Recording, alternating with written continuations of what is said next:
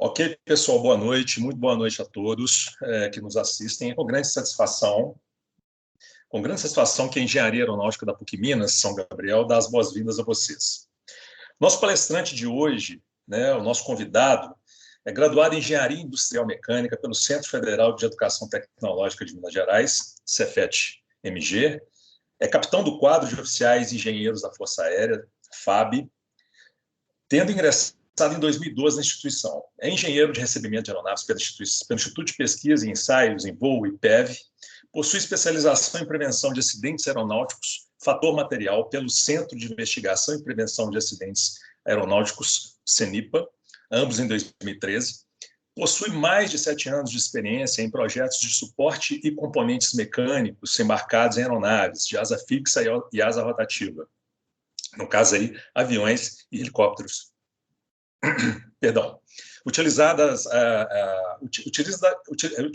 aeronaves de asa rotativa utilizadas em campanhas de certificação e pesquisa e desenvolvimento realizadas pelo IPEV.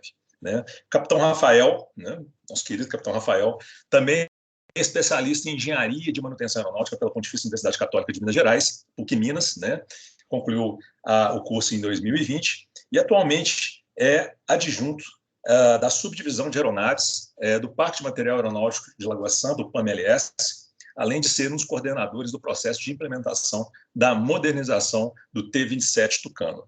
Capitão Rafael, seja muito bem-vindo, é um prazer imenso tê-lo aqui conosco na PUC Minas. Fique à vontade para a sua palestra. O Capitão Rafael vai falar do sistema Garmin e retrofit de aeronaves no PAMLS. Retrofit, que é um processo aí de atualização muito utilizado na indústria aeronáutica, que visa aí aumentar a vida útil das aeronaves a partir da implementação de um sistema mais recente, de um sistema mais novo. Ok? Capitão Rafael, agora é com você. Desejamos a todos um excelente evento. Muito obrigado.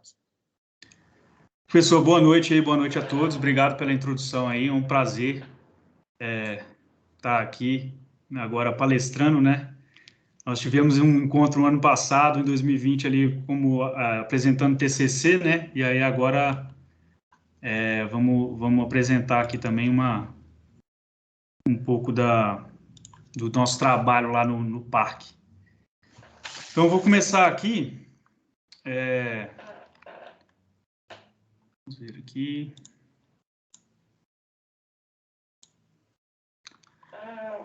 Bom, o programa do T-27 Mike, essa foto aí foi muito orgulho que eu falo que foi eu que tirei. Foi no primeiro voo do 1446, no ano passado, dia 23 de outubro, dia do aviador. Então, ela tem uma carga muito, muito interessante, tanto do ponto de vista da data, tanto do ponto de vista da importância, Então, o objetivo meu aqui é apresentar a aeronave T-27, o contexto de emprego dela, as motivações para a modernização, os ganhos operacionais e logísticos, com a modernização, e a linha de modernização lá do parque, que a gente está implementando. O roteiro que a gente vai seguir é a aeronave T-27 Tucano, contexto, a motivação operacional e logística, tem um estudo de viabilidade e a matriz de requisitos, e o processo de assessoria técnica lá no IFI, que é o Instituto de Fomento e Coordenação Industrial da Aeronáutica, a apresentação dos sistemas, os sistemas legados, os sistemas antigos e os sistemas novos, e a linha de modernização. Aqui eu vou apresentar a aeronave, e aí é uma coisa que me chamou muita atenção quando eu entrei lá na FAB, lá em 2012, é que o vocabulário da engenharia aeronáutica é um vocabulário muito específico, E quanto mais você conhece esse vocabulário, mais credibilidade você tem para falar. As pessoas te ouvem mais, vamos dizer assim, com esse tipo de vocabulário. Então, eu destaquei só assim, do ponto de vista mais didático, algumas coisas que, vamos dizer assim, não são corriqueiras, Mas estão em manuais das aeronaves, manual de voo, manual de manutenção, e assim, são coisas que a gente tem que ir entrando na massa do sangue, Como a gente diz na aeronáutica. Então, o EMB 312 é uma aeronave monomotor, asa baixa, de construção inteiramente metálica, com capacidade para 2 ocupantes em tandem. destina basicamente a missões de treinamento e ataque. Toda a estrutura da aeronave é semi-monocoque, com revestimento trabalhante.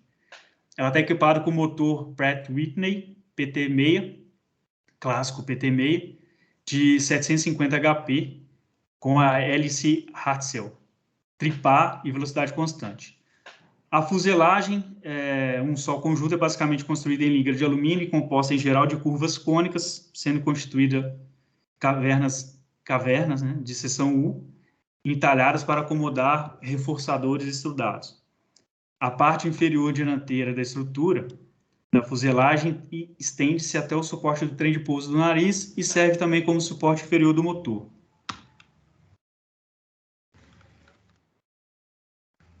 Vou passar aqui. As asas. Asa do tipo cantilever, bilongarina, composta de um caixão central constituído de uma longarina principal a 30% da corda média aerodinâmica e de uma longarina traseira a 70% da referida corda. Os bordos de ataque das asas são integrados no caixão central, sendo rebitados na longarina principal. Os bordos de fuga são também integrados ao caixão central, compostos de nervuras rebitadas à longarina traseira, cobertas por revestimentos de chapa clad. Nos bordos de fuga são instalados os flaps e os alerons. Os flaps são do tipo simples, monolongarina e orientados, cada um por 3 suportes guias de liga de aço. Os alerons são articulados por meio de 3 suportes de liga de alumínio dotados de rolamento. Empenagem. Estabilizador é cantilever inteiriço, sendo sua estrutura composta de 2 longarinas ligadas por revestimento de chapa e reforçadores estudados. É fixada a fuselagem por 4 pinos, 2 dianteiros e 2 traseiros. Articulado na longarina traseira do estabilizador, acha-se um profundor, do tipo convencional bipartido, todo metálico, monolongarina. A articulação é feita através de 5 pontos dotados de rolamento. O compensador comandável, acha-se instalado do lado esquerdo do profundor, articulado através de uma dobradiça contínua. A deriva cantilever, composta de 2 longarinas, nervuras e revestimentos reforçados por perfis de chapa dobrada. Faz parte integrante da estrutura da fuselagem.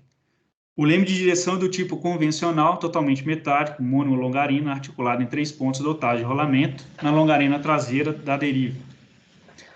Então, eu falei um monte de coisa, e quanto mais a gente lê, fala sobre isso, a gente vai construindo um avião na nossa cabeça. Espero que vocês tenham construído um avião parecido com esse que está na esquerda aí. Eu botei as vistas clássicas aí do avião, né? E ainda aqui também temos várias características do avião. Vou colocar algumas coisas aqui, só para a gente, naquela mesma linha mais didática ali, para a gente atentar. Por exemplo, superfície alar, né? O que seria superfície alar? Eu não vou especificamente falar sobre, mas são coisas que é aquela questão da nomenclatura que eu estava falando, né? Alongamento, esse limite de G com flap em pouso ou então decolagem, por que ele é assim? Tem um limite com flap recolhido, o limite é maior, né? Uma outra coisa interessante também, o peso máximo do bagageiro com voo com 2 tripulantes é 10 quilos, e o peso máximo do bagageiro, em outra condição, é 30 quilos. Aí você pode se perguntar, pô, por quê, né? Colocou um tripulante e baixou 20 quilos, é por causa de CG.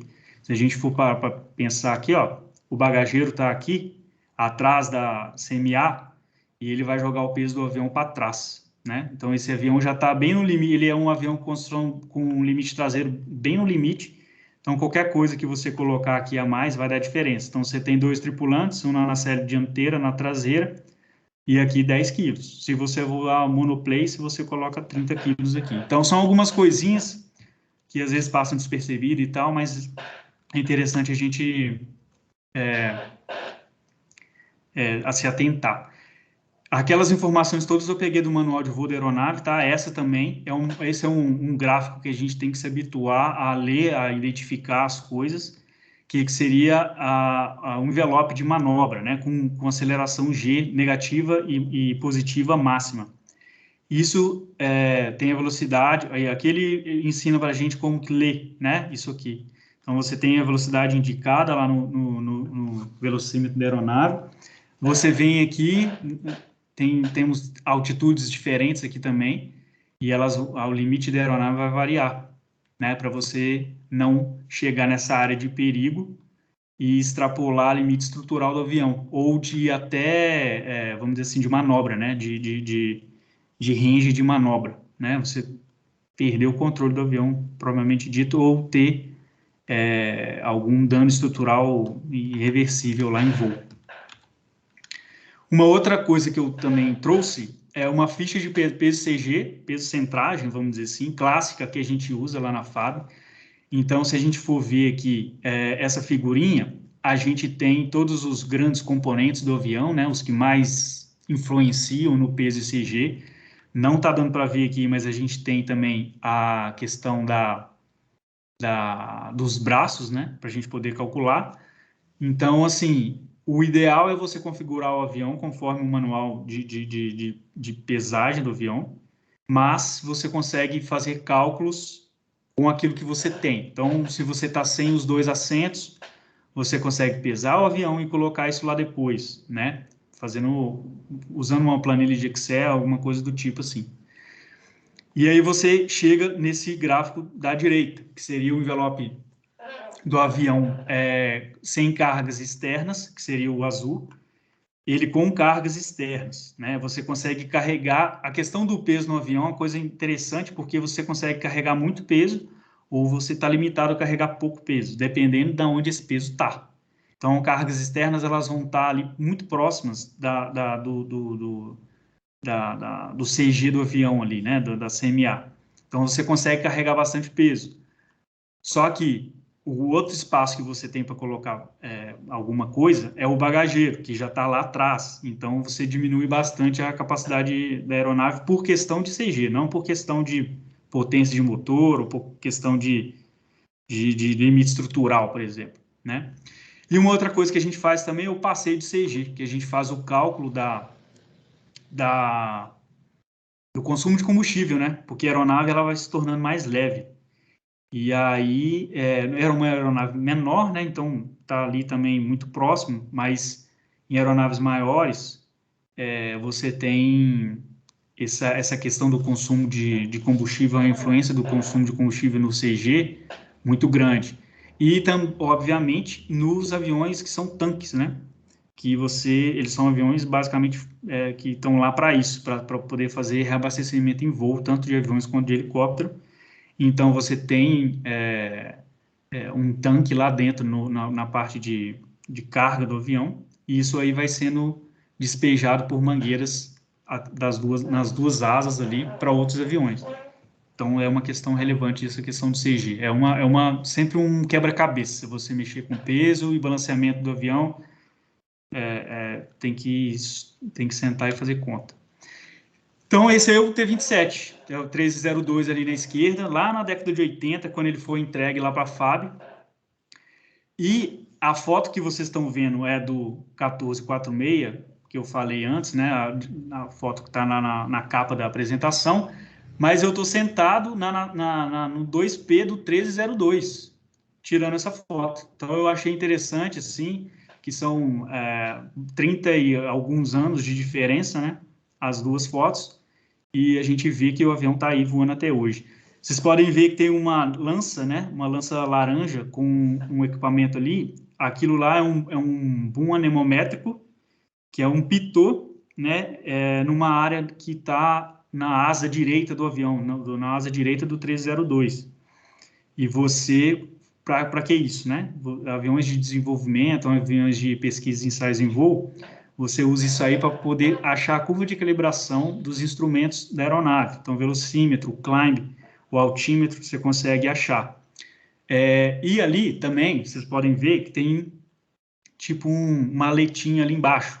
Essa aletinha ela tem tanto na vertical quanto na horizontal. E você consegue pegar a derrapagem e a arfagem do avião, né? Alfa e beta, vamos dizer assim. Então, achei interessante essa figura aí, que ela representa bem a longevidade do avião na Força Aérea Brasileira. Aqui eu coloquei como curiosidade também, elucidando isso aí, né, a longevidade do avião, as vários tipos de de pintura, padrão de pintura que ele já teve, né? Então, a gente tem, acho que são 15 do 16, são muitos. Desde o YT-27, que é o protótipo, né, da Embraer, esse avião, infelizmente, acidentou, ele teve flutter na asa e a asa quebrou e ele, infelizmente, acidentou esse avião. O 1302 ali embaixo ali, e aí temos ali o vermelho, predominantemente vermelho com a faixa branca, é o primeiro da fumaça, e o outro ali azul e verde é o segundo padrão da fumaça. Esse avião ele teve em ataque leve, né, nos vários esquadrões de ataque da FAB antes de ser substituído pelo A-29. Então ele voou em Boa Vista, voou em Canoas, em vários lugares em Manaus. Então temos os vários Porto Velho, Natal, temos vários padrões aí. Tem um padrão também, que é o penúltimo aqui da direita, que foi a comemoração dos 80 anos da AFA, né? 1941 a 2021, contando o tempo lá do Campos Afonso. E temos já o nosso aí, ó, T-27 Mike, FAB 1446. Só que agora já não é assim mais. Agora já estamos aqui, ó, numa pintura, um outro padrão de pintura que foi escolhido pelo pessoal lá da academia, pelos próprios cadetes que vão voar o avião. E ele é um padrão já influenciado, né, vamos dizer assim, tem uma forte tendência ali de camuflagens, tanto de uniforme militar quanto de própria aeronave, desse quadriculado aí, né? E o preto, o branco e o vermelho é porque a aeronave é o Tucano, né? Vamos dizer assim. Então, agora o contexto de emprego do avião. O projeto Tucano teve início em 1977, desenvolvido uma parceria entre a Força Aérea Brasileira e a Embraer, e isso já aconteceu em outros aviões. A gente está comentando com o professor Luiz aí sobre o Bandeirante é até mais velho, né? Então, essa parceria da FAB e da Embraer ela sempre deu frutos bons para ambas as instituições. Então, com o objetivo de desenvolver um novo avião de treinamento militar básico, capaz de servir como plataforma para armamento leve. Então, nessa época, ele era chamado AT-27, Ataque e Treinamento. A primeira aeronave foi entregue em janeiro de 83 e o início das operações na Academia da Força Aérea em 85. Por mais de 20 anos, o T-27 representou o principal vetor de interceptação de tráficos clandestinos no espaço aéreo das fronteiras brasileiras, até o ano de 2013. Até o ano de 2013 também foi utilizado nas demonstrações aéreas da Esquadrilha da Fumaça. Então, aqueles vídeos que a gente às vezes vê no Fantástico ou então em outro telejornal, né? A FAB interceptou carregamento de droga, operação conjunta com Polícia Federal e tal. Tanto o T-27 quanto a 29 são aeronaves muito, muito boas para você poder fazer isso, né? Principalmente nas fronteiras, né? Que você consegue voar baixo, consegue voar uma velocidade um pouco mais devagar, vamos dizer, e tem poder de fogo, né? Então, volta e meia são dados tiros de advertência e tal. Então, é isso. Eu peguei ainda a Esquadrilha da Fumaça 2009 com o T-27, agora eles estão voando a 29. E aí, atualmente, a aeronave é empregada na instrução básica da AFA agora, T-25 e T-27. Para a formação dos oficiais aviadores, sendo sua frota constituída um total de 60 matrículas. Aqui não vou falar exatamente o que é cada coisa, não, mas são as fases que o piloto, o cadete aviador lá da AFA, ele vai performar no T-27. Eu estava comentando com o professor Luiz antes aí, o T-25, né, a aeronave até com motor convencional, mais uma nomenclatura aí para vocês, né? O cadete tem um primeiro contato com a aviação ali, naquele instante. Agora, o T-27 você já consegue fazer algumas coisas, algumas performances, algumas coisas mais avançadas. E uma das coisas mais avançadas é justamente o voo por instrumento, né? Que você vai doutrinar ali o cadete a voar instrumento. Inclusive, tem tipo uma cortina na nacelle, na nacelle traseira, que quando eu tenho voo por instrumento, o instrutor fica na nacelle dianteira, ele decola o avião e tal, quando está reto nivelado em condições lá, ele passa o comando para o cadete, e o cadete ele não consegue ver nada lá fora. ele só consegue ver os instrumentos mesmo que estão ali e um voo para o instrumento real para ele, né? Vamos dizer assim, e o instrutor está lá na frente para qualquer coisa, né? Tem a questão do voo noturno também. Esses são os dois que eu vou deixar aí. E a navegação e IFR também. São esses três que eu vou destacar porque vão fazer parte da motivação. Como eu falei, motivação operacional e logística. Então, a carência operacional relatada pela AFA lá, que a formação dos cadetes vem a cada dia ficando desatualizada e limitada, pois os instrumentos de voo e equipamentos de radionavegação da aeronave foram projetados na década de 70. A gente viu lá que é 1977. E estão desatualizados para o contexto operacional atual. Não sei se vocês já escutaram essa expressão de Glass Cockpit, mas é uma metodologia, né, uma filosofia de painel atual. E a academia, o que ela quis dizer nesse parágrafo? Que o degrau está ficando cada vez maior. Então, o cadete ele sai do T-27, uma aeronave totalmente analógica, e ele vai treinar, fazer a sua especialização operacional lá em Natal. Por exemplo, se ele escolher aviação de caça, ele vai voar o 29 e já é tudo Glass Cockpit, vamos dizer, né? O próprio Bandeirante, que ele, se for aviação de transporte, esquadrão Rumba lá de Natal, ele vai também se defrontar com 4 telas, né? E ele vai ter que se virar lá. Então, é justamente tentar diminuir esse degrau. O T-25 já está lá, é uma aeronave analógica, é bom para o piloto pegar pé e mão, ok. O T-27 já pensando nesse objetivo aí, entendeu? De diminuir esse gap da aviação analógica da década de 70, 80 para a aviação Glass Cockpit. Um avião que é batata da gente perceber isso aí é a gente pegar o 737, o clássico, né? Que não é um clássico por si só. Se você pega as primeiras versões, ele pega essas versões mais novas, de questão de cockpit, vocês vão ver o salto que foi, né? Óbvio que todo o avião em si, ele foi evoluindo, mas essa parte específica aí, né, de cockpit, aviônica e tal, é uma coisa bem interessante de ver no 37.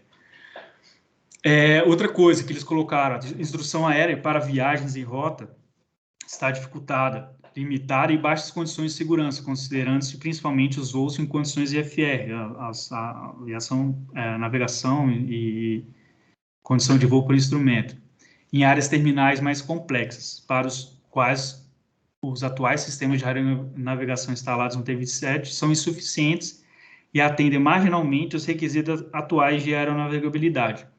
Isso aqui acontece basicamente quando esse avião, o T-27, tem que pousar, por exemplo, no Galeão, no Santos Dumont, lá em São Paulo, em Guarulhos, né? Então, assim, você está concorrendo com aviação de primeira linha, no quesito de navegação, e você está ali, né, no T-27, e às vezes o controle pagando para você procedimentos, e isso aumentando, onerando ali a carga de trabalho do piloto, sendo que se ele tiver mono, é só ele que tem que fazer, né? Rádio, a navegação, carta. Então, são aeroportos complexos para esse tipo para esse tipo de aeronave hoje, né? T-27. É muito movimentado. Para a FAB pousar 5 minutos mais tarde ou não, não importa. Na maioria das vezes, principalmente no T-27 ali, mas no caso da aviação, que você está concorrendo com a aviação comercial, você está ali de intruso, meio perdidão, é uma situação, além de colocar em risco todos os aviões, né, vamos dizer assim, mas tem a questão até financeira, né? As companhias elas vão ali sincronizado, ali, um nado sincronizado que elas fazem. E aí uma outra coisa, a baixa consciência situacional do instrutor, quando no posto traseiro, pois não possui o controle de acesso às informações de equipamento GPS e o sistema de comunicação a partir da nacelle traseira. A maioria dos voos, o instrutor está na nacelle traseira, né? A maioria dos voos. Só naquele voo que eu falei lá, de full instrumento para o cadete, que ele fica na nacelle dianteira. Então, tem essa questão, né? que o cadete pode dar full bar em algum momento, e aí o controle estaria com ele, o controle total do avião ali com relação a GPS e comunicação estaria com ele. Parte de configuração, né, parte de controle mesmo. E aí agora a carência logística, que faz parte lá o PARC, né, o PARC é a DIRMAP, que é a Diretoria de Material Aeronáutico e Bélico da Aeronáutica, o Parque de Material Aeronáutico de Lagoa Santa, que é o quê? A principal deficiência logística está relacionada com a obsolescência de itens da aeronave, que dificulta a reposição e manutenção, elevando demasiadamente os custos do atual projeto. Que eu estava conversando até com o professor também antes. O avião, ele tem estrutura para poder voar, ok, só que os instrumentos eles estão ficando obsoletos. As empresas que fabricavam os instrumentos, elas já estão em outra linha de produção, ou então nem existem mais. As empresas que dão reparo nesses instrumentos, às vezes também já estão deixando de ter essa cadeia de suporte, né? E aí eles destacam aqui que seria a questão do horizonte artificial e do indicador de curso, o HSI, tem apresentado alto índice de pane. Então, muitas vezes, o avião fica indisponível, vamos dizer, ou então degradado operacionalmente por causa de falta de horizonte artificial e indicador de HSI. E aí tem uma questão de lead time também, que às vezes a empresa ela fala assim, não, eu consigo reparar, só que eu peço 6 meses, 8 meses, 10 meses, 12 meses, e um valor muito alto. Por quê? Está ficando escasso mão de obra, está ficando os próprios itens internos dos indicadores, né? Então, fica realmente uma manutenção muito específica, muito trabalhosa. Não é todo mundo mais que já está mexendo com isso aí, porque a aviação moderna é glass cockpit, que eu estava falando antes, né? Então, aí, ó, a conclusão é a idade avançada dos sistemas ocasionando um número de panes bastante elevado, baixando a disponibilidade das aeronaves para instrução, sobrecarregando as equipes de manutenção de sistemas de instrumento eletrônico e elétrico. O que isso ocasiona? Você, às vezes, tem que jogar um serão para o técnico, para ele tirar um horizonte de um avião e botar em outro, né? Porque tem toda a questão da diagonal de manutenção e você não pode extrapolar ali em horas de voo uma determinada matrícula que esteja completa. Você tem que manter a sua diagonal de manutenção. E aí, para isso, você vai ter que ficar lá catando instrumento de aeronave aqui, aeronave ali, induzindo pane no sistema, que todo mundo sabe que quando você canibaliza um avião para colocar em outro, é quase que natural que você induza alguma outra pane que não tenha nada a ver, por mais simples que seja o serviço, mas acontece. Então, é uma questão mesmo ali de colocar o T-27 num patamar que ele merece, né? Pelos 30 e tantos anos, quase 40 anos que ele tem de vida aí, e que está aguentando bem, né? Vamos dizer assim. Uma outra coisa, antes de passar para estudo de viabilidade, né? É a própria questão da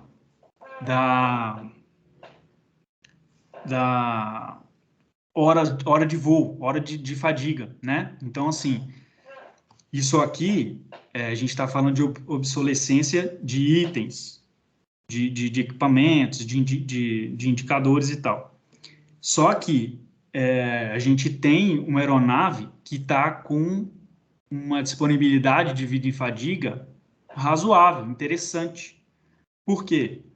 Porque essa aeronave ela passou de de esquadrilha da fumaça, de perfil de voo de esquadrilha da fumaça e perfil de voo de aeronave de ataque leve, voando em condições, vamos dizer assim, de atmosfera carregada, tanto marítima, né, fazendo voo marítimo sobre o mar, quanto na Amazônia, por exemplo, com elevada umidade e tal. Você passou disso, né, essa frota, né, voando muito tempo assim, com uma perspectiva de término de vida e fadiga.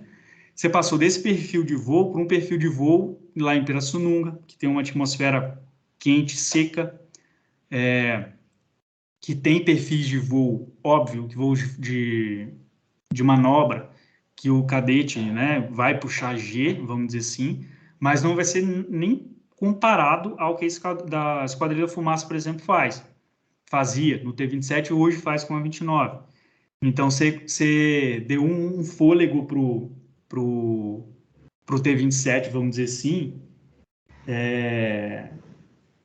no quesito de vida e fadiga. Então, por isso que valeu a pena, vamos dizer assim, né? Porque também não valeria a pena se o avião, a estrutura do avião, tivesse muito comprometida, né? Não valeria a pena a gente fazer esse estudo todo. Então, as motivações, elas resultaram no estudo de viabilidade e numa matriz de requisitos.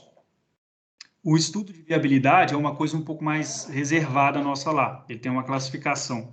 Eu deixei aqui só um modelo aqui do sumário, para eu mostrar para vocês o que é feito nesse estudo de viabilidade. Então, tem os dados do projeto, tem a análise fundamental, aspectos técnicos, tem a questão financeira, né, que tem que ver financeiramente ser uma coisa viável para a FAB fazer isso aí. Análise ambiental, análise socioeconômica, tem os riscos do projeto, as necessidades acessórias, esse GFI e a conclusão do estudo. Isso aí é remetido ao Estado-Maior da Aeronáutica, né, que é um projeto estratégico da modernização, no caso do T-27, é uma coisa que é um dilema, né? Um dilema, qual é o dilema? Eu vou o avião até ele acabar, tanto de fadiga quanto de instrumento, e eu compro faço um processo para aquisição de um novo treinador, ou eu dou uma sobrevida a essa aeronave, que tem a previsão de voar, atual previsão de aeronave, previsão de término de voo do T-27 modernizado é 2035. Então, você conseguiu dar um gás bom, né? Depois disso, realmente, a vida em fadiga vai consumir o avião, e aí você vai ter que passar por um processo de aquisição de treinador, né? Assim como o Mirage lá, que era do GDA, Grupo de Defesa Aérea, lá de Anápolis, no Mirage 3 e o 2000, ele foi descontinuado, né, aposentado, vamos dizer assim, pela FAB, por questões tanto logísticas quanto operacionais. A gente teve que fazer o processo todo para poder comprar o Gripe, né, que entrou o F-18 na época, o Rafale também, na concorrência, e você, vamos dizer assim, é um processo que tem que haver análise de todos os projetos, e ver como que esses projetos vão se encaixar. Então, não é uma coisa fácil, né? Fala assim, não, eu compro o F-18, beleza. Mas aí você tem que lembrar que o F-18, ele é biturbina, 2 motores, e aí a logística já é outra. Era uma aeronave F-18, se não me engano, é biplace, então já são 2 pilotos, ou então um piloto e um cara de armamento ali. Isso aí tem que encaixar, né? Não é só falar assim, não, pô, ia ser legal pra caramba e tal, não sei o quê. Tem a questão de offset, de tecnologia, né? Então, é uma coisa muito complexa quando você fala assim, vou comprar um avião, ou desenvolver também. A gente tem um caso aí do KC-390 também e tal. Então, o Emaer entendeu, com esse estudo de viabilidade, que era financeiramente viável, ambientalmente viável, socioeconomicamente viável, aceitou os riscos do projeto e deu o go-ahead para a gente fazer. E isso tudo tem um documento que chama ROP, que são Requisitos Operacionais para a Modernização do T-27 Mike, que é um compilado daquelas informações que eu passei para os senhores lá da motivação, só que de uma maneira muito mais esmiuçada, né? A gente está falando de requisitos que são obrigatórios, requisitos que são desejáveis, você tem uma matriz de requisitos, você tem, vamos dizer assim, opções lá dentro, se não der isso, faça aquilo outro, para quê? Para você poder manter a operacionalidade do avião e você ter ganhos, às vezes, né? Ganho operacional, que às vezes não foram nem a meta, né? Nem o objetivo, os ganhos secundários, vamos dizer assim, né? Então, isso aí gera essa matriz de requisitos. E a contrapartida também é válida, né? No seguinte questão. Às vezes vai estar escrito lá uma coisa que não foi viável, do ponto de vista prático, você executar. Então, tem um requisito lá que é obrigatório, ou então extremamente desejável, que você vai falar que não vai atender. E aí você tem que fazer um embasamento, fazer um impacto daquilo lá, e vai também submeter ao Estado-Maior da Aeronáutica para ver se aquilo lá, se eles vão acatar aquilo lá, ou se outras providências vão ter que ser tomadas, né? Porque a ideia é sempre pegar, vamos dizer assim, e modernizar, e ela ter ganhos operacionais. É óbvio que tem coisas que, por exemplo, se tivesse lá, manter o HF da aeronave, pô, HF num T-27 não faz o menor sentido, né? A rádio HF. Então, isso é uma coisa que se tivesse uma matriz, por exemplo, de requisito e você falar que não está atendendo, você olha para isso e fala, tá bom, não tem problema não, né? Não faz muito sentido. Às vezes passou batido, vamos dizer assim, né? Agora, para aeronaves mais de grande porte que operam na Amazônia, às vezes pode fazer sentido ainda, por mais que já, vamos dizer assim, já esteja em processo de atualização isso aí.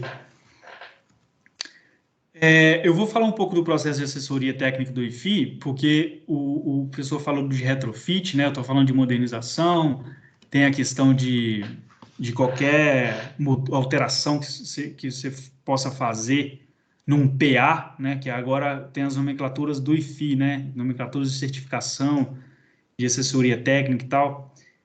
Então, assim, só para os senhores terem uma ideia do tanto de documentos, tanto de relatórios que devem ser emitidos. Eu atualmente, uma das minhas atribuições é fazer a juntada de documentos, né? Do primeiro instante que foi falado de modernização até hoje. Eu já estou abrindo o terceiro volume meu de papelada, né? Eu tenho mais de 1.000 páginas nesses 3 volumes, né? Então, assim, que são vamos dizer assim, coisas que comprovam, né? Coisas que comprovam ali, por meio de relatório, por meio de análise, essa questão toda, desde do embrião lá, de quando alguém levantou a mão e falou, a gente podia modernizar o T-27. Todos os estudos, todas as análises, todos os estudos de viabilidade, as matrizes de requisito, e aí agora entra isso aqui também, porque a gente está fazendo uma grande modificação no avião, né? A gente tem um projeto de modernização e agora a gente tem que voar o avião. A gente instalou, agora tem que voar. Então, para voar, a gente vai ter que pedir uma emissão de uma permissão especial de voo, que é o IFI, especificamente na CPA, Certificação de Produto Aeronáutico, lá em São José dos Campos, era uma organização da Força Aérea, que vai dar para a gente, vai analisar, vai fazer um cross-check ali das informações que a gente está passando para eles e, vamos dizer assim, dar orientações para a gente e limitar o voo no que ele acha pertinente. Voo, por exemplo, nas áreas ali de Lagoa Santa, que é o nosso caso, né? Não voar áreas densamente povoadas, voar sempre com um piloto de prova na nacelle, no comando do avião, na nacelle dianteira. Na nacelle traseira pode ser um engenheiro de prova ou então um piloto operacional que seja instrutor do avião. Então você limita bastante ali a operação do avião, mas você vai retroalimentar o IFI com os dados de ensaios em voo que vão ser feitos naquele avião. Então, a primeira PEV ela é mais restritiva de todas, né? Aí você voa o avião, você faz um relatório de ensaio, passa para o IFI analisa aquilo lá, fala assim, isso aqui a gente conseguiu ensaiar, deu certo e tal, não sei o quê. E aí o IFI vai abrir no envelope do avião, vamos dizer assim, vai reabrir no envelope do avião, né? E aí, por exemplo, voo em condições visuais já passa a ser voo por instrumento, voo noturno, voo monoplace só, com um piloto só, então você consegue ali, é um processo retroalimentado. Isso aqui tem que ser para pedir a PEV. Então, tem compatibilidade física do produto aeronáutico com a plataforma, compatibilidade funcional, carga elétrica, eletromagnética. Você tem que fazer uma compatibilidade ambiental, ver se a questão de temperatura mesmo. O impacto da instalação do PA no diagrama de peso CG do avião, que eu estava falando com os senhores lá, ainda mais uma aeronave pequena igual o T-27. A análise aerolástica, se você... Eu brinco, né? Se você for pendurar alguma coisa no avião, aquele boom anemométrico lá que eu falei, mostrei para os senhores, laranja e prateado, que tem as vanes, você está colocando aquilo na ponta de asa de uma aeronave. E é uma massa concentrada no final de um tubo. Então, aeroelasticamente falando, é um terror, mas você tem que fazer. A questão de estabilidade e controle do avião, se você também for colocar coisas, principalmente de CG, e coisas que podem afetar a superfície de controle do avião, né? A análise estrutural, se ela está prevista para atender o envelope do avião, que é de menos 3G a 6G, como a gente viu naquele ábaco lá de limitações de manobra, né? Tem análise de safety também do PA e da plataforma integrada com o PA, que é o quê? As probabilidades de falha, né? Se você está alterando as questões de probabilidade de falha do avião como um todo, né? Se o que você está colocando lá dentro não está tornando o avião mais inseguro do que ele já nasceu, vamos dizer assim, né? E aí tem limitações operacionais da plataforma, com o PA, tem a questão de declaração e o certificado de conformidade do protótipo com os requisitos de projeto e tudo mais. Então, assim, você tem um relatório, você tem um formulário do FII, você tem que ter documentos que embasam essa modificação, você tem o relatório de configuração real da aeronave, você tem uma declaração de manutenção e a ficha de peso e balanceamento. Então, é uma coisa bem restritiva. A cada mudança que você faz no seu projeto, você tem que pedir uma nova emissão de PEV ou uma adequação da PEV que existiu para essa nova configuração. A aeronave ela não está autorizada a decolar sem que a PEV esteja emitida. A PEV ela é emitida por matrícula, ela tem limitações operacionais, como eu falei, de envelope, vamos dizer assim, restringe o envelope, restringe tripulação, restringe a própria a área de navegação do avião, né? Então, ela é bem focada, porque você tira todas essas variáveis, deixa isso constante e você vai ver como que o seu projeto ali de modernização está interagindo com o avião. Se você pega e coloca um piloto operacional, se você já degrada, o piloto operacional não vai conseguir perceber algumas coisas com um piloto de prova, que é uma tripulação treinada, inclusive lá no IPEV, com o curso de ensaios em voo, um ano, que além de pé e mão requintados, vamos dizer assim, o piloto de prova ele vai ter conhecimentos ali, até um pouco de engenharia aeronáutica e tudo mais, para conseguir ter o feeling de falar assim, olha, o comportamento do avião não está igual ao do avião antigo, avião analógico, vamos dizer assim, né? E por aí vai, nesses relatórios, junto com o engenheiro de SAI que vai na CL traseira. Isso aqui é a permissão de voo. Ela é um documento, sim, simples, mas vai assinado pelo comandante lá do IFI, né? E aí, igual eu falei para os senhores, ela vai por matrícula, então ela tem número, ela tem data de validade e ela vai ter todas as restrições no corpo da PEV, né?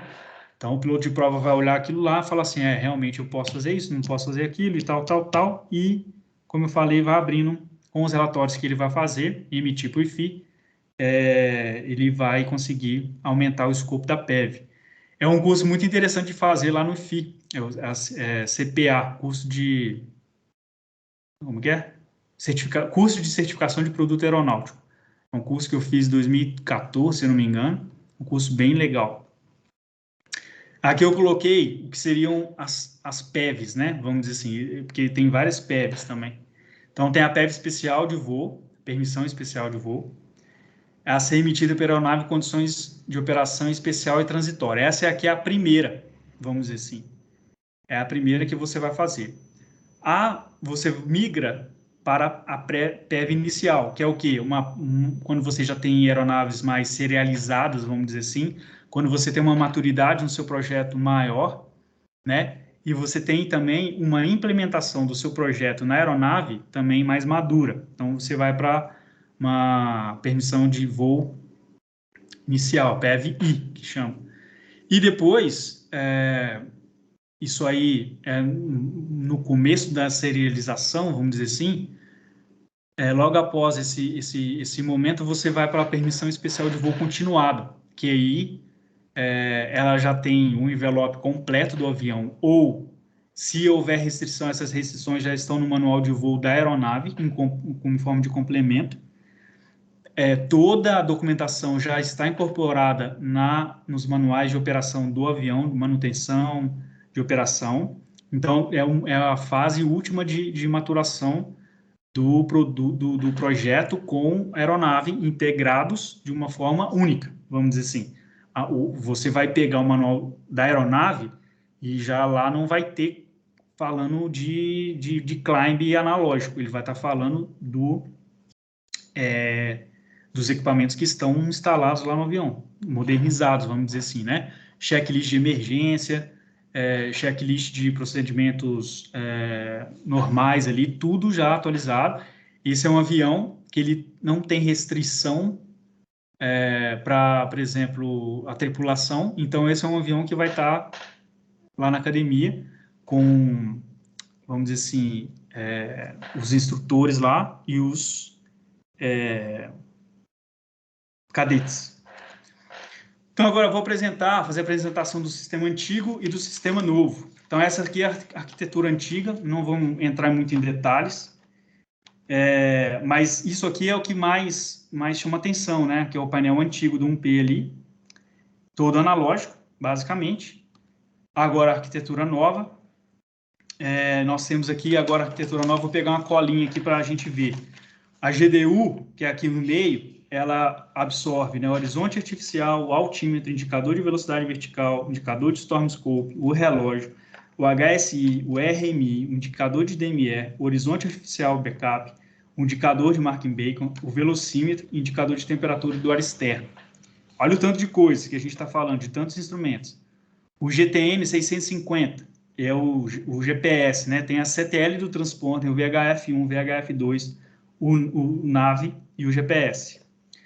A GAD 43 Eco, ela vai fazer a interface do Mark Beacon com DME. O GTX 345 seria o transponder. O WX 500, que é o Storm Scope. A GRS 7800, que seria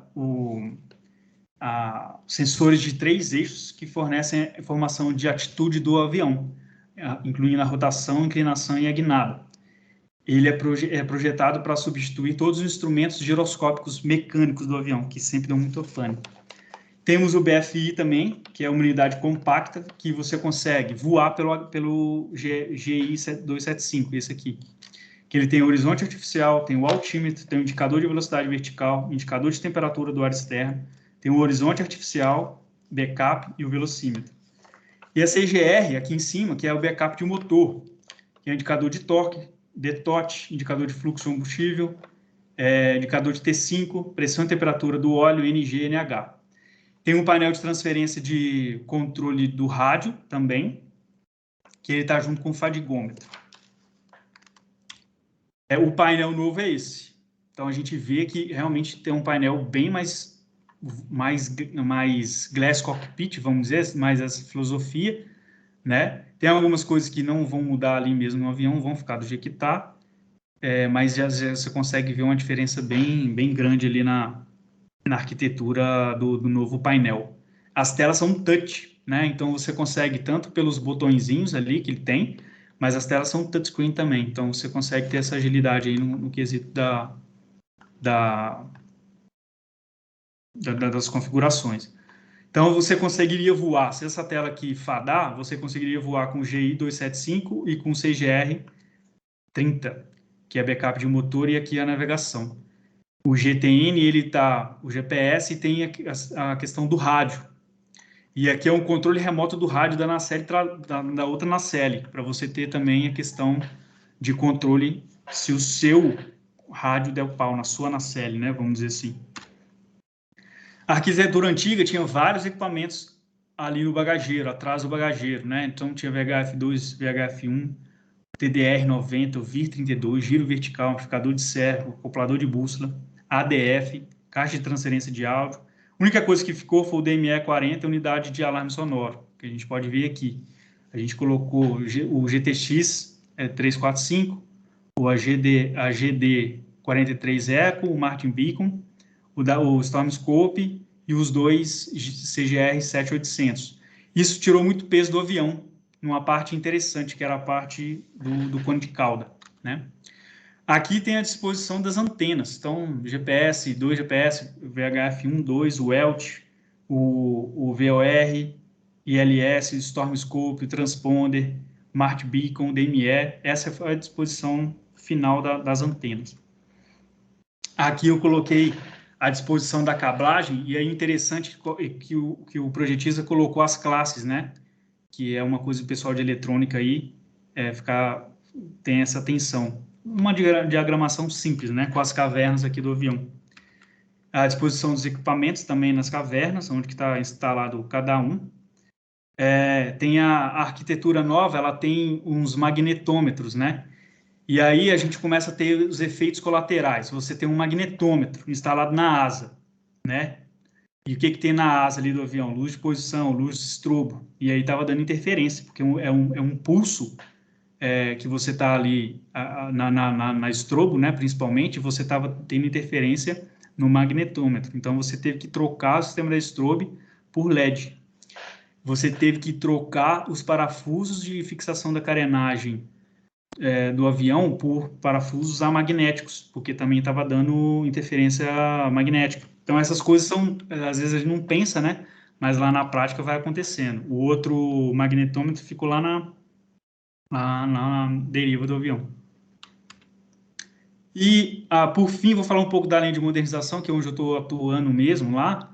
Isso aqui é uma diagonal de modernização, né? Não é de manutenção. E aí tem várias matrículas onde elas estão e o período que a gente vai fazer as melhorias aí, né? É só a título mesmo de elucidação, de exemplo aí para os senhores. A gente dividiu as fases de modernização em 3. Então, a gente tem a fase 1, que é o recebimento e desmontagem do avião. A fase 2 é a montagem e instalação dos equipamentos. E depois é teste funcional, voo e a entrega. A gente fez uma forma bem simples, né? Alguns milestones ali para a gente controlar. Fiz uma análise de risco também para o projeto. E a gente está colocando uma coisa interessante lá, fazendo uma quebra de paradigma no parque. A gente está pegando técnicos que são de áreas administrativas, mas são formados em eletrônica, elétrica, ou então de BMA, que a gente chama, né, que seria o mecânico mesmo, deslocando esse pessoal da área administrativa, que eles têm serviço também administrativo, mas colocando eles para mexer no avião também. Então, a gente vai aproveitar esse HH inexperiente, ou de gente que está há muito tempo sem mão no avião, para a fase 1, que é a fase mais simples, é uma fase mais braçal. A fase 2 é uma fase que exige um pouco mais de conhecimento do avião e da modernização. E a fase 3, deixar só ali o pessoal que está de software, né? Vamos dizer assim, o cara que está bem ali no software, tá bem legal. Aqui é uma ficha de...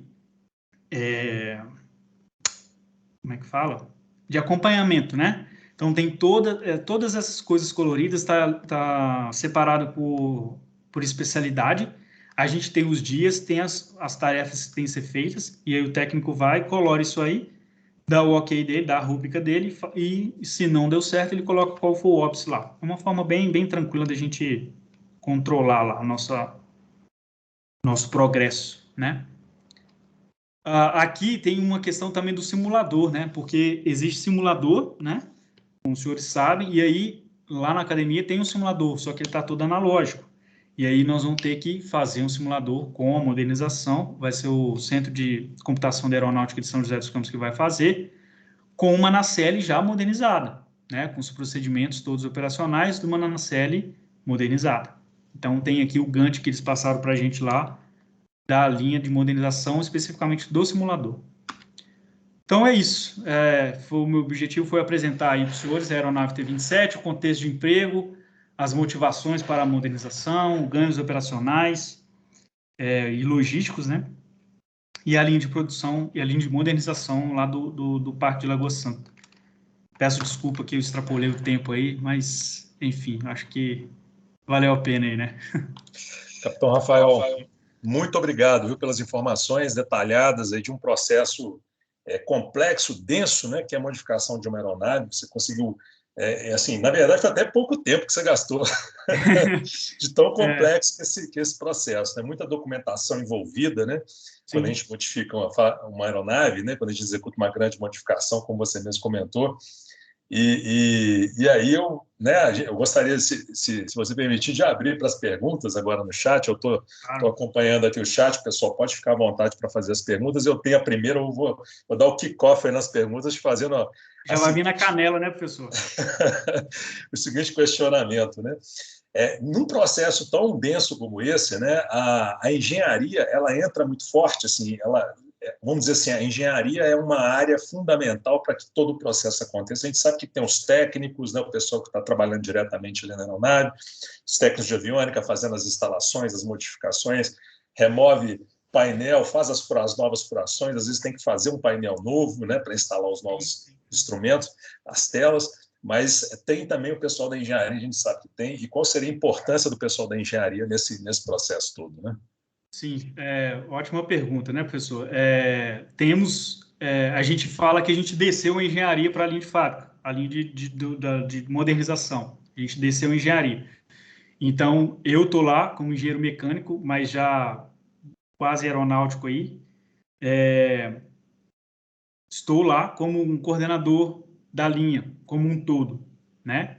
Temos engenheiro eletrônico lá, supervisionando o serviço de elétrica e eletrônica.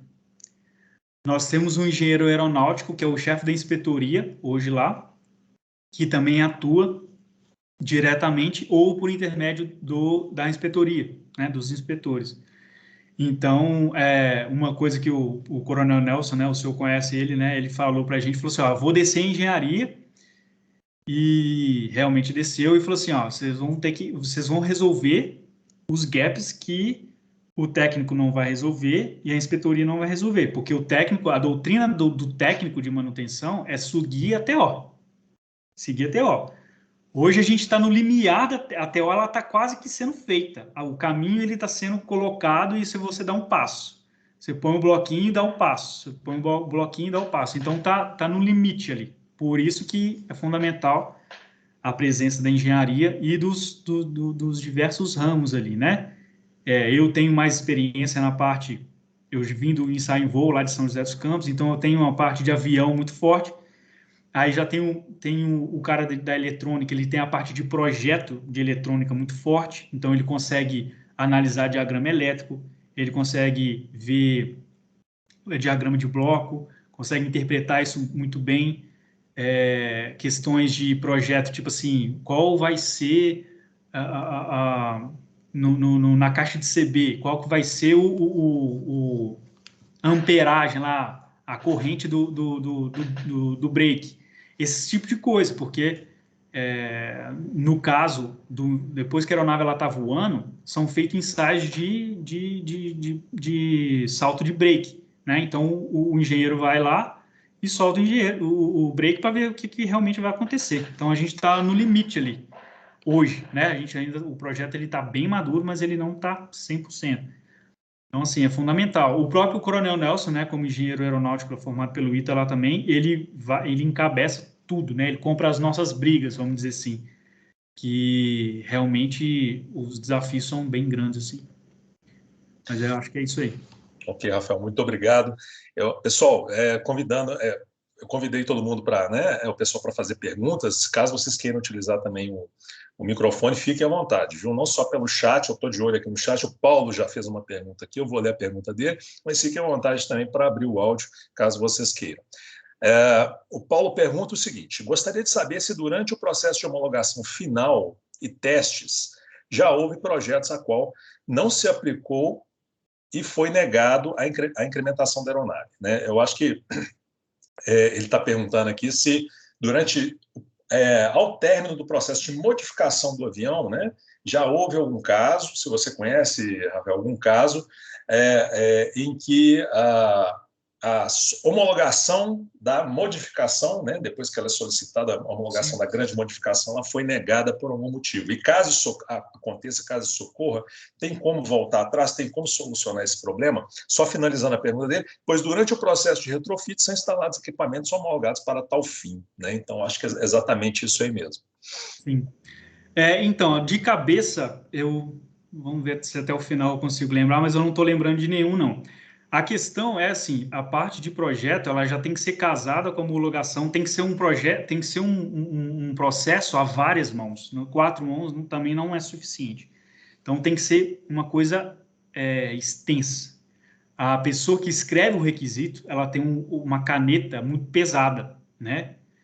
Porque é estratégico e tudo mais. Só que ela tem que ter, ou tem que ser muito bem assessorada, para que ela escreva um requisito factível de ser feito, né? Ou se no processo aquilo lá possa ser sobrepujado. Nunca aconteceu o que o Paulo levantou, que seria realmente uma questão de degradar a aeronave. Você tem um prejuízo enorme aí, porque você teve hora de projeto de engenharia, várias análises e tal, e aí você estaria degradando uma operação da aeronave, que é totalmente, não é o objetivo, né? Você tem, na parte de projeto, você tem aqueles pontos, né, que você ainda consegue, vamos dizer assim, voltar, dar alguns passos para trás, falar assim, opa, vai dar algum problema aqui, e vamos reprojetar, vamos tentar fazer uma outra saída para não se deparar com uma sinuca de bico, uma situação que não tem muita saída, né? Que a única saída vai ser, vamos dizer assim, degradar operacionalmente o avião. Então, por isso que o IFI é muito criterioso nas questões dele, né? Porque não pode ser um processo corrido, não pode ser uma questão na canetada, né? Não pode ser porque o mais antigo quer que vai acontecer.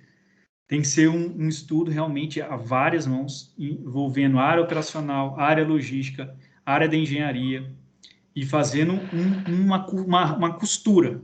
É uma costura lenta, é um processo lento, não é um processo rápido, para evitar ao máximo isso que ele falou, porque é um desastre. Isso aí vai acontecer, realmente é uma coisa que é bem desastrosa. Os únicos meios que eu vejo de evitar isso seriam esses milestones que existem na fase de projeto, que é para você parar, olhar para trás, olhar um pouco para frente e falar assim, e aí, como é que tá? Eu vou conseguir, não vou? Esse requisito é factível, não é? Um exemplo, vamos dizer, né? A gente teve que fazer uma proposta de atualização dos requisitos operacionais, que foram escritos pelo EMAER, né? Então, o EMAER é a linha, na estrutura da aeronáutica, é a segunda linha, vamos dizer assim, de todo o comando da aeronáutica, que está diretamente subordinado ao comandante da aeronáutica. E, no entanto, a gente teve que fazer, falou assim, ó, isso aqui é assim, é assado, ou então, ó, isso aqui que está escrito desse jeito aqui, a interpretação que a gente teve foi essa, foi aquela e tal. Isso costurando com o IFI, costurando com o pessoal de ensaio, costurando com o operador, que é a AFA, né? Para todo mundo ter o mesmo entendimento daquilo que está escrito lá, para evitar ao máximo isso que ele falou. Rafael, inclusive, eu fico até pensando, porque eu já participei de vários projetos de modificação de aeronave, né? E a sua vida, ultimamente, acredito que tem dia que é assim, você entra numa reunião às 8 horas da manhã e vai sair da reunião, não a mesma, mas várias, uma atrás da outra, né? Uma atrás da lá outra. No final da tarde, né? Exatamente. Então, porque, como você está falando, são várias áreas trabalhando ao mesmo tempo, né? Então, é uma troca de informações constante, né? Com diversos profissionais, diversas áreas, departamentos, né?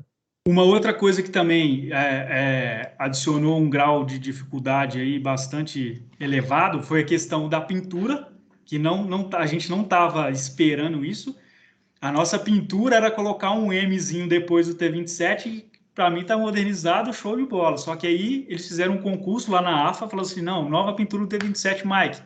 Ganhou uma pintura dificílima de ser feita, aqueles quadradinhos lá são difíceis, com 3 cores diferentes, né? Um padrão bem diferenciado. E tem uma questão do ar-condicionado, que eu não cheguei a comentar, que não é efetivamente da modernização, mas na academia tinha muita abortiva com relação à temperatura, que dava 40, 42 graus nas séries, né? Temperatura interna ali. Você está em Pirassununga, você está ali aguardando ali na cabeceira para poder ter autorização de decolagem, e você está de macacão de manga comprida, né? Todo equipado, 42 graus na série. Então, isso prejudicava a questão fisiológica, tanto do instrutor quanto do cadete. Então, a gente vai mais um degrauzinho ali, questão de ar-condicionado. Então, a gente vai entregar as aeronaves também com ar-condicionado operacional. Você entendeu? Então, assim, é um monte de coisa. Tem peça que está sendo fabricada aqui no Parque de Lagoa Santa, tem peça que está sendo fabricada no exterior e entra por aqui por navio, por meio aéreo. Tem fase de desenvolvimento de equipamentos, tem fase de desenvolvimento de projeto, isso aí tudo. Então, é igual o senhor falou mesmo, questão assim, de uma reunião atrás da outra, os problemas vão pipocando, é como se fosse um PMA lá, tudo colorido, e você teve que safar a guerra lá, entendeu? E aí, vamos embora. Exatamente. Pessoal, estou à disposição aqui, viu? Alguém tem dúvidas? Dúvidas para o capitão Rafael com relação a esse processo interessante que ele apresentou para a gente? Bem, enquanto o pessoal vai pensando aí, Rafael, eu tenho uma outra pergunta para te fazer. A gente sabe que, né, como a gente já vem comentando, o processo de modificação de uma aeronave, né, ainda mais quando é de uma frota grande, ele realmente é um processo complexo. E a gente sabe que ou talvez um dos principais, né, fatores aí para a gente poder executar uma modificação desse porte sejam os recursos, né? E aí, dentro dos recursos, nós temos a mão de obra técnica especializada para poder executar, bem treinada, para poder executar o trabalho ali na aeronave, a própria engenharia fazendo, né, a parte de suporte técnico, né, aos técnicos, o pessoal do planejamento, né, a parte de documentação, todas as autorizações e peças de reposição. Foi um desafio muito grande, né, fazer esse arranjo todo para começar a fazer o trabalho, assim, demandou muito tempo, demandou muito esforço da equipe?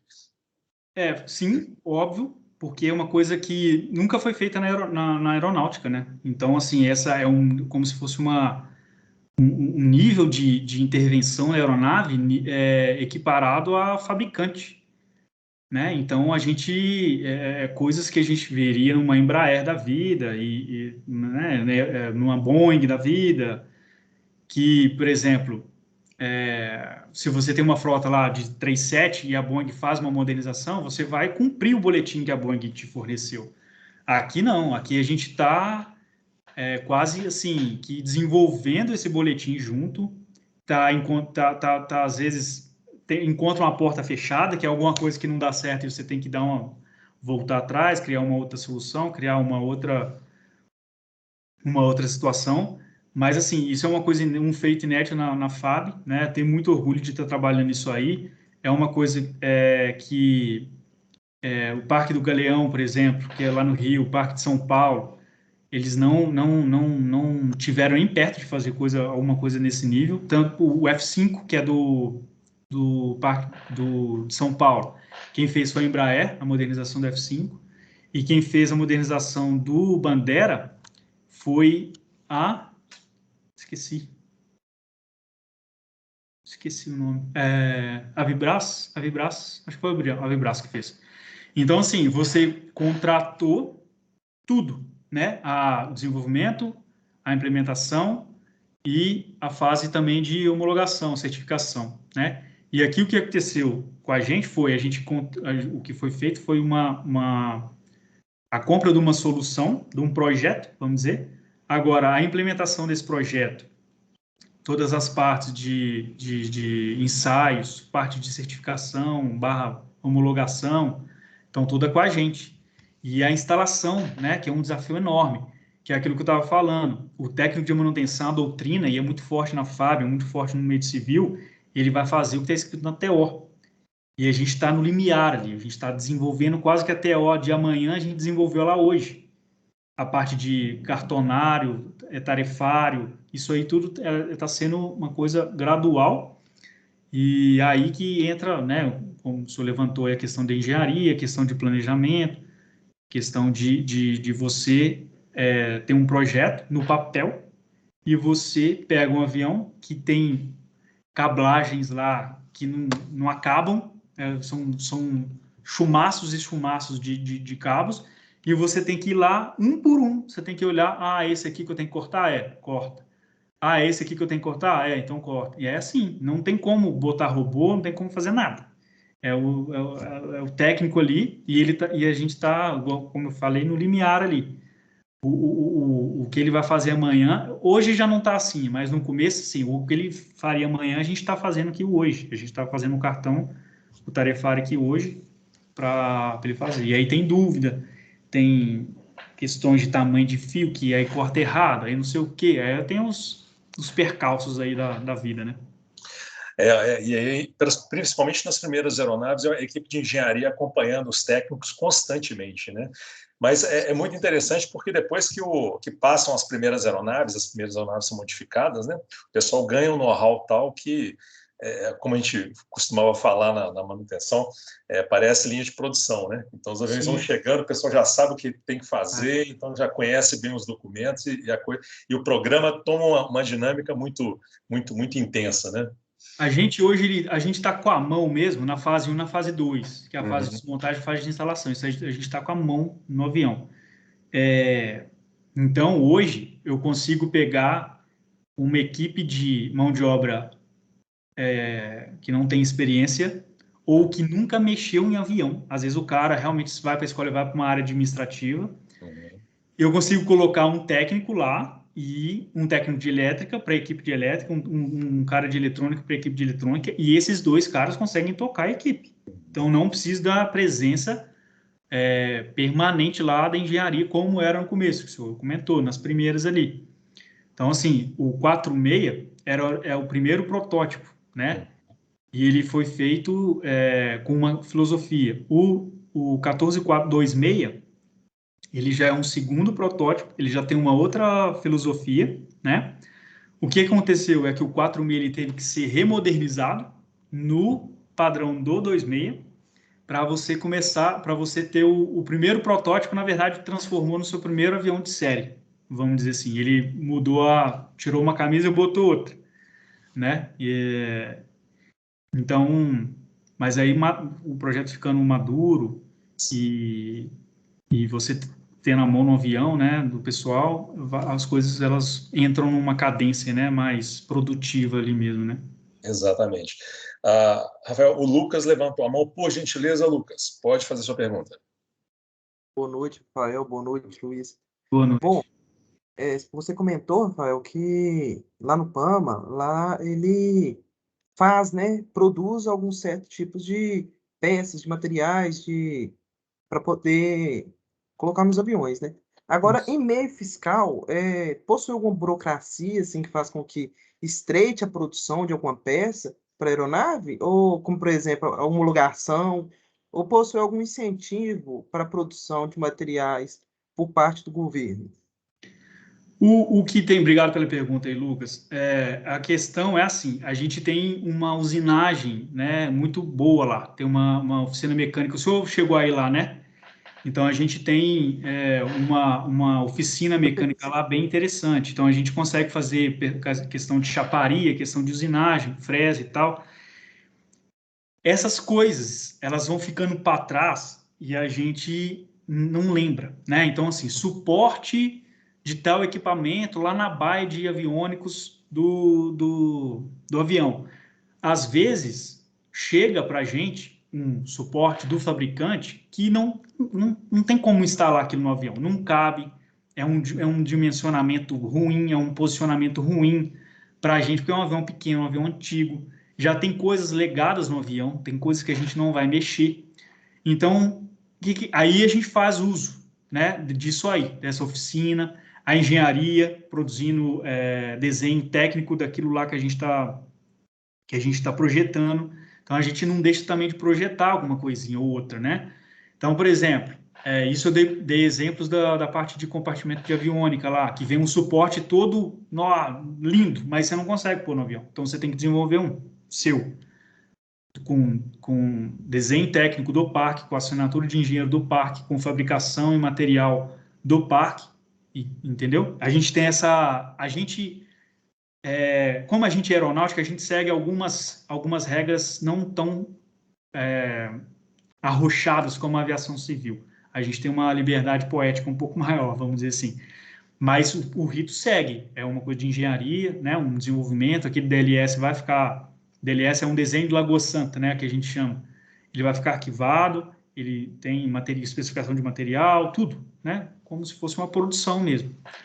Então, essas coisas pequenas. Por exemplo, outro exemplo, transdutor de pressão de óleo, fica lá no motor, né? A gente precisou mudar o transdutor de pressão de óleo para poder transformar esse sinal em um sinal digital, que antes era analógico. Beleza. Aí, chegou o transdutor, certo? E mais nada. Por quê? Em motores que ele já é usado, já existe um suporte para ele. E no nosso não existe. A gente está usando um se não me engano, que é do Caravan, que é usado no Caravan, do C98.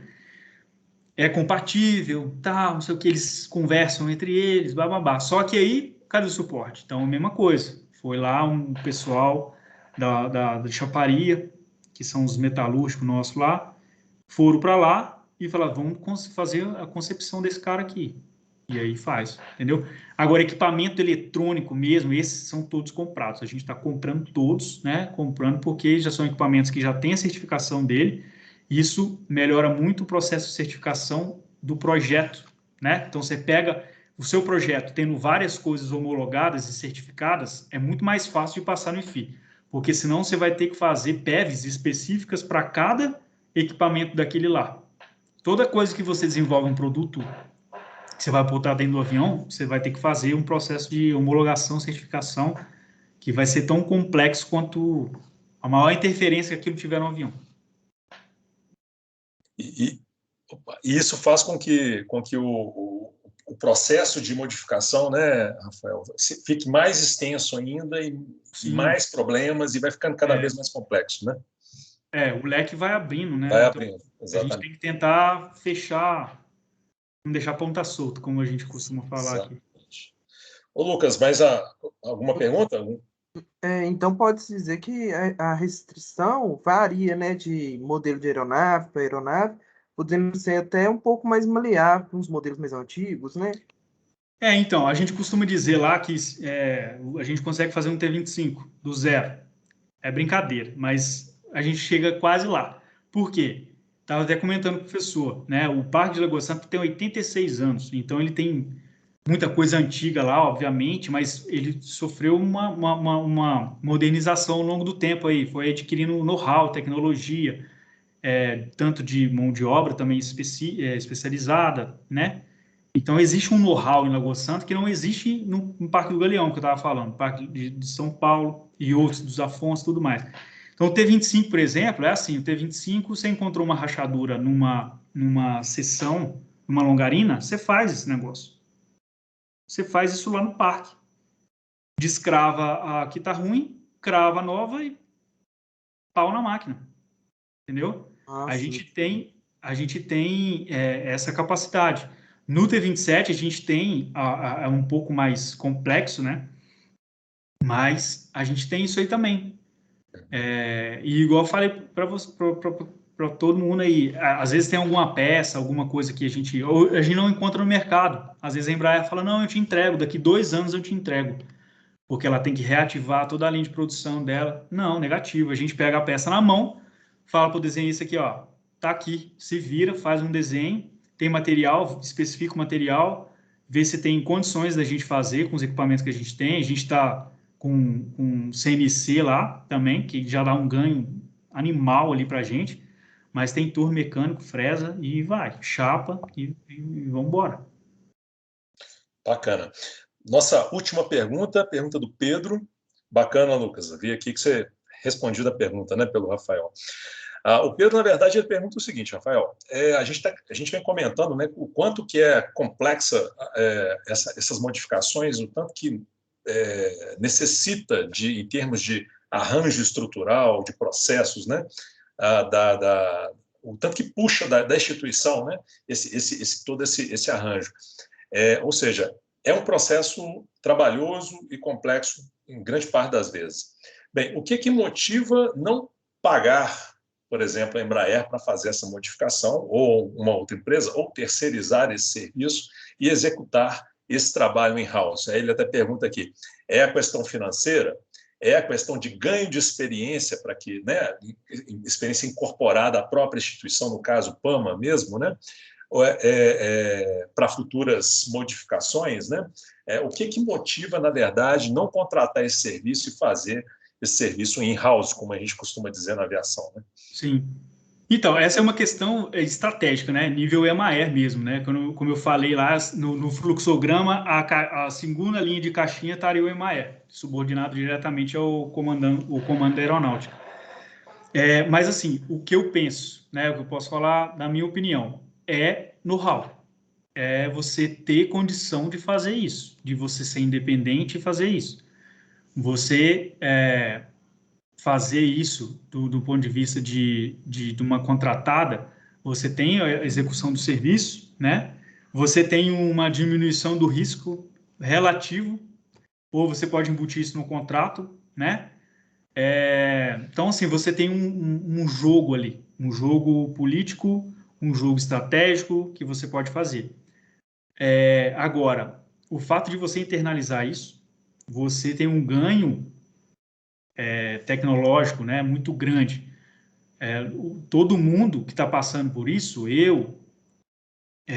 pessoalmente, né, o Fustenberg, que é o engenheiro eletrônico lá, o Carvalho, que é o aeronáutico que está lá, o ganho que a gente está tendo é uma coisa que a gente, na Força Aérea, é inédito, né, não foi feito até hoje. Então, a gente tem essa questão. Então, futuramente, quando precisar fazer um novo retrofit, como o professor fala, ou então uma modernização, ou então um assessoramento, você vai ter isso internamente. Você vai ter pessoas que estão jogando no mesmo time que o seu, vamos dizer assim, que é o, né?